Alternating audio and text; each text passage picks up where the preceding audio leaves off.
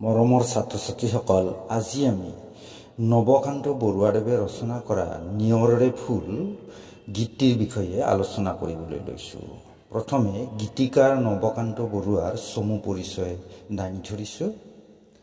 কবি, ঔপন্যাসিক, শিশু সাহিত্যিক, গীতিকাৰ, অধ্যাপক নৱকান্ত বৰুৱাদেৱৰ 1926 চনত গুৱাহাটীত জন্ম হৈছিল। পিতৃ নীলকান্ত বৰুৱা আৰু মাতৃ স্বৰ্ণলতা বৰুৱা। শৈশৱ কালছোৱা নগাঁও জিলাত অতিবাহিত কৰা বৰুৱাদেৱে নগাঁও চৰকাৰী হাইস্কুলৰ পৰা প্ৰৱেশিকা পৰীক্ষা দি গুৱাহাটীৰ কটন কলেজত নামভৰ্তি কৰিছিল। শান্তি নিকেতনৰ পৰা IA আৰু BA পাছ কৰি আলিগড় মুছলিম বিশ্ববিদ্যালয়ৰ পৰা ইংৰাজী সাহিত্যত MA ডিগ্ৰী লাভ কৰে।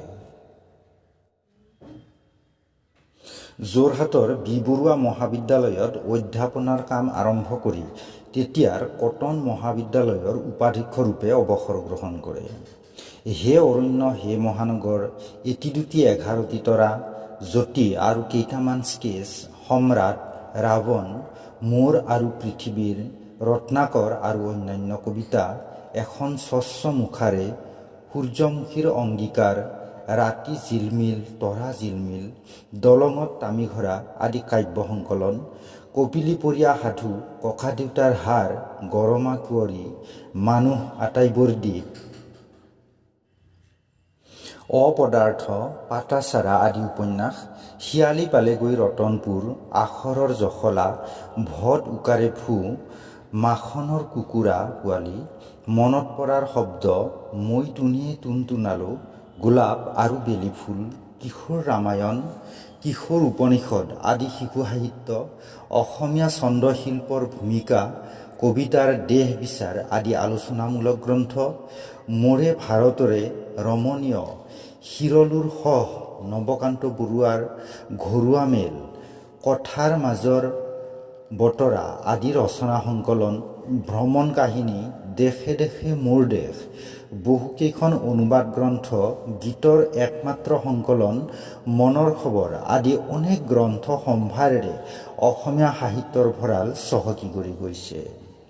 1993 চনত অসম উপত্যকা বঁটা, 1976 চনত পদ্মভূষণ, সাহিত্য অকাডেমী বঁটা আদিৰে সন্মানিত বৰুৱাদেৱে 1990 চনত বিশ্বনাথ চাৰিআলিত হোৱা অসম সাহিত্য সভাৰ অধিৱেশনত সভাপতিৰ দায়িত্ব গ্ৰহণ কৰিছিল। 2002 চনত তেখেতে ইহলীলা সম্বৰণ কৰে। এতিয়া আহিছোঁ আন এটা প্ৰশ্নলৈ। নিয়ৰৰে ফুল শিৰোনামৰ গীতটিত কেনেদৰে প্ৰকৃতিৰ সৌন্দৰ্য আৰু জীৱনৰ ক্ষণস্থায়িত্বৰ কথা প্ৰকাশ পাইছে আলোচনা কৰা, নাইবা নিয়ৰৰে ফুল গীতটিৰ তাৎপৰ্য ব্যাখ্যা কৰা। অন্তৰৰ গভীৰতম অনুভূতিৰ প্ৰকাশত সিদ্ধহস্ত কবি নৱকান্ত বৰুৱাদেৱৰ নিয়ৰৰে ফুল গীতটিত প্ৰকাশ পাইছে মানৱ জীৱনৰ ক্ষণস্থায়িত্ব, লগতে প্ৰাণ আকুহি নিয়া বেদনাৰ নিখুঁত প্ৰকাশ। কবিৰ অতি মৰমৰ কন্যা জুনুকাৰ অকাল বিয়োগ হোৱাত অসহনীয় শোকৰ বেদনাত কান্দি উঠা পিতৃ হৃদয়ৰ শোকৰ বাৰ্তা গীতটিৰ মাজেৰে প্ৰকাশিত হৈছে।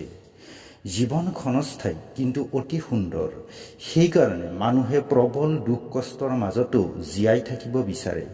এটোপাল নিয়ৰ পুৱাৰ পোহৰত মুকুতাৰ দৰে উজ্বলি উঠে, যি সৌন্দৰ্যৰ কোনো তুলনা কৰিব নোৱাৰি। কিন্তু যিকোনো সময়তে ঘাঁহ বনৰ পাতৰ পৰা নিয়ৰ টোপাল সৰি পৰিব পাৰে। বতাহৰ জোকাৰণি অথবা সূৰ্যৰ উত্তাপ বৃদ্ধি, যিকোনো কাৰণতে নিয়ৰ টোপালৰ আয়ুস সমাপ্ত হ'ব পাৰে। মনুষ্য জীৱনো তেনেকুৱা, যিকোনো মুহূৰ্তত এই জীৱনৰ সামৰণি পৰিব পাৰে। মহাপুৰুষ শংকৰদেৱে বৰগীতত কোৱাৰ দৰে অথিৰ ধনজন জীৱন যৌৱন, অথিৰ এহু সংসাৰ। জীৱনৰ এই শাশ্বত সত্যৰ প্ৰকাশ কৰি কবিয়ে সেয়েহে কৈছে, নিয়ৰৰে ফুল এপাহ ফুলিল এপাহ সৰিল কেনি।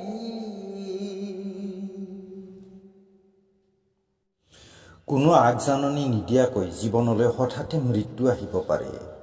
জীৱন অতি সুন্দৰ বাবেই তাৰ স্মৃতিয়ে আমাৰ মন হৃদয় অভিভূত কৰি ৰাখে। ক'লা মেঘৰ বুকুৰে শুকুলা বগলী এজাক উৰি যোৱাৰ দৃশ্য অতি মনোৰম। কোনোবা অচিন ঠাইলৈ মেঘৰ বুকুৰে উৰি যোৱা শুকুলা বগলী এজাকে সোঁৱৰাই দিয়ে মৃত্যুৰ সিপাৰৰ গতিশীল জীৱনৰ কথা। মৃত্যু মানে পৰিৱৰ্তন, ধ্বংস নহয়। এটা জীৱনৰ পৰা আন এটি জীৱনলৈ কৰা যাত্ৰা। এই যাত্ৰাৰ লক্ষ্যস্থান কি সেয়া আমি নাজানিব পাৰোঁ। দুখ শোক পালেও পৰম শক্তিৰ অমোঘ নিয়ম অনুসৰি জীৱনে গতি কৰে কোনো এক অজান দেশলৈ। সেয়েহে কবিয়ে কৈছে, জেনি যায় বলাকাই মেঘে কাগজতে নেদেখা ৰেখা টানি নিয়ৰৰে ফুল এপাহ ফুলিল এপাহ সৰিল কেনি। গীতটিৰ দ্বিতীয় স্তৱকত শিশুকন্যা জুনুকাৰ স্মৃতিয়ে বিভ্বল কৰা সেই মধুৰ দিনবোৰৰ মৰ্মান্তিক দৃশ্য অংকিত হৈছে। আইনুৱে কিছু ডাঙৰ হৈ প্ৰকৃতিৰ বিপুল সৌন্দৰ্যবোৰ চাবলৈ শিকিছিল। দূৰৰ পাহাৰৰ সৌন্দৰ্য দেখি আপ্লুত হৈছিল। নিশা আকাশৰ জোন তৰা চাই অভিভূত হৈ পৰিছিল। শিশুকন্যাৰ সান্নিধ্য, মৰম চেনেহৰ কথা সোঁৱৰি কবিৰ হৃদয় শোকত কাতৰ হৈ পৰিছে এইদৰে।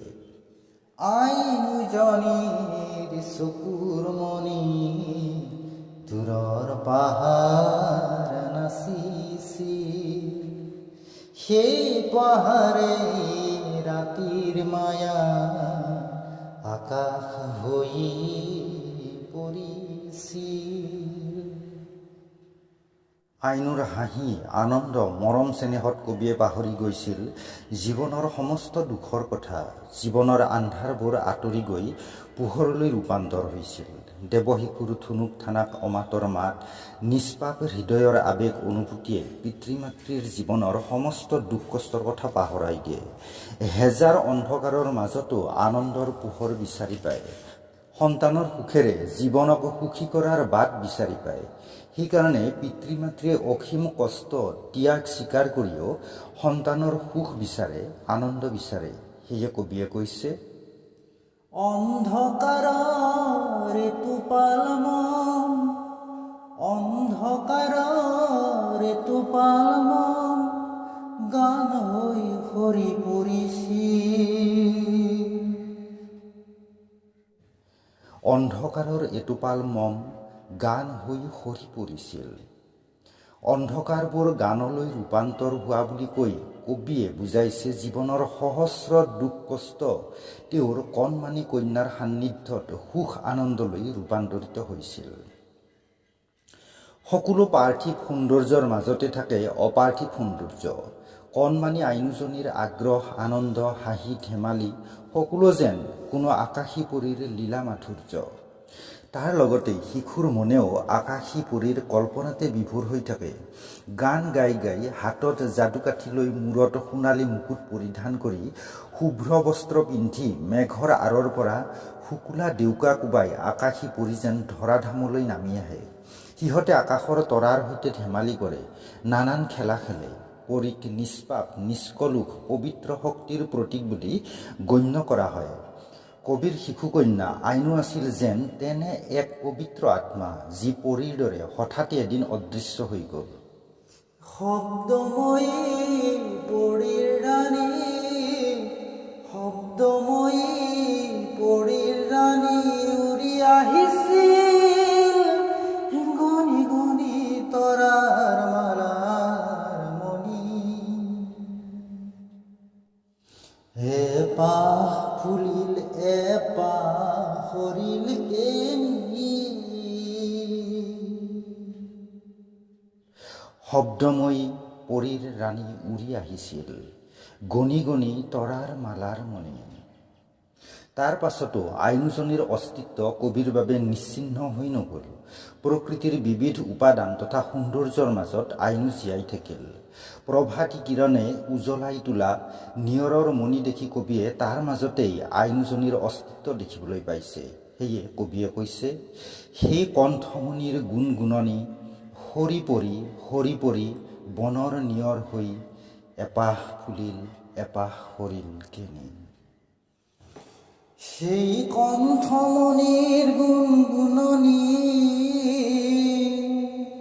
সেই কণ্ঠমণিৰ গুণগুণনি, সৰি পৰি বনৰ নিয়ৰ হৈ এপাহ ফুলিল এপাহ সৰিল কেনি। নিয়ৰৰে ফুল এপাহ ফুলিল এপাহ সৰিল কেনি।